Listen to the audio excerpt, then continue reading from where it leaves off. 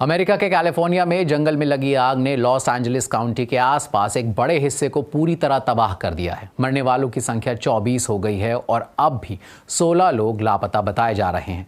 अधिकारियों को अंदेशा है कि ये संख्या बढ़ सकती है। आग बुझाने के बाद पैलिसेड्स इलाके में 8 लोगों की लाशें मिली, वहीं ईटन में 16 लोगों के शव मिले।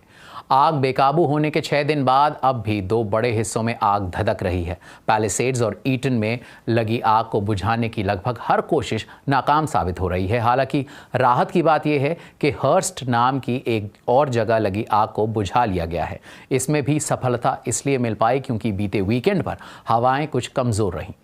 आग पर काबू पाने के लिए एयरप्लेन्स की मदद से खास केमिकल का छिड़काव भी किया जा रहा है, लेकिन अब वैज्ञानिकों का कहना है कि जिन सांता एना हवाओं की वजह से ऐसे हालात पैदा हुए हैं, आने वाले कुछ दिनों में वो फिर से और तेज़ हो सकती हैं। यही नहीं, कुछ दिनों तक बारिश होने की भी कोई संभावना नहीं है। पास्टीना फायर डिपार्टमेंट ने तो चेतावनी भी जारी कर दी है कि मंगलवार से आग और तेज़ हो सकती है।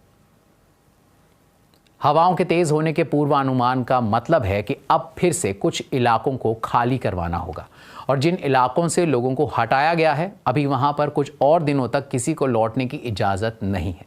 जिन जगहों पर आग ने सब कुछ तबाह कर दिया है, वहां की तस्वीरें सामने आने के बाद सवाल उठ रहे हैं कि क्या प्रशासन वक्त रहते कुछ तैयारी करता तो हालात कुछ अलग होते।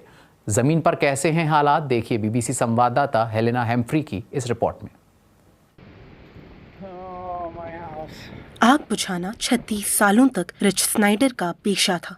अब वो रिटायर हो चुके हैं, लेकिन जब पैस्टीना में उनकी बस्ती तक आग पहुंची, उन्होंने फिर कमान संभाल ली।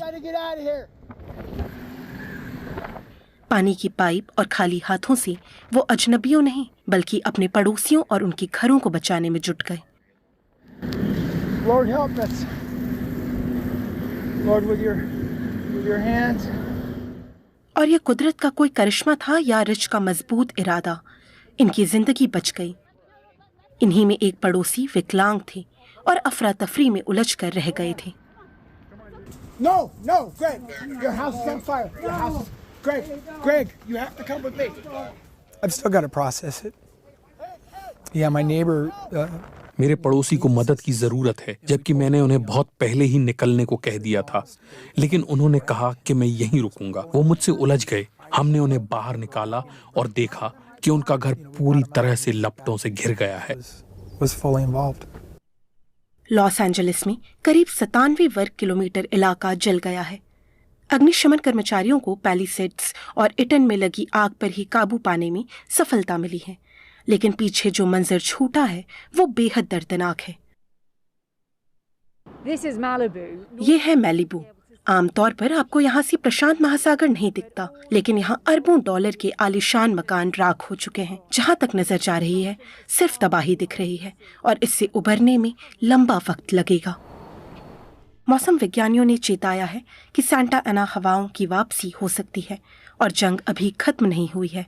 आग के रास्ते में जो जगहें हैं, वहाँ के बाशिंदे दिल थाम कर बैठे हैं कि कहीं फिर से बुरे सपने जैसे हालात न बन जाएं। मैं डरी हुई हूँ क्योंकि अगर कुछ हुआ तो पता नहीं कहाँ जाऊंगी। यहाँ मेरा परिवार भी नहीं है, तो दिमाग में कोई प्लान नहीं है और इसी वजह से बहुत डर लग रहा है। खौफ के बीच राजनीतिक तूफान भी उठ रहा है। निर्वाचित राष्ट्रपति डोनाल्ड ट्रंप ने कैलिफोर्निया के राजनेताओं को नालायक बताते हुए इस संकट के लिए जिम्मेदार बताया है। हालांकि एक हफ्ते बाद यहाँ का जिम्मा भी उन्हीं के पास होगा।